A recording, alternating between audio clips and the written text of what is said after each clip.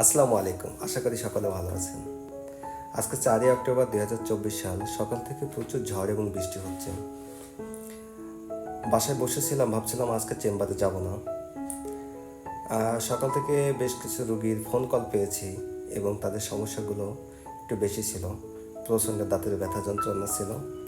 তো অবশেষে গাড়ি ছাড়া রিক্সাতে ছাতা হাতে চলে আসলাম।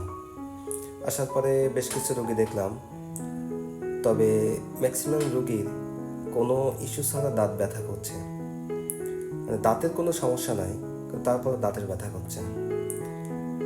তো দেখা যাচ্ছে যে প্রচণ্ড কিছুদিন আগে প্রচুর গরম ছিল এবং প্রচণ্ড গরম থেকে যখন বৃষ্টি হয়েছে, ওয়েদার চেঞ্জ হওয়ার কারণে ঠান্ডা, সর্দি, জ্বর এই ধরনের সমস্যাগুলো হওয়াতেই দাঁতের ব্যথা বৃদ্ধি পেয়েছে।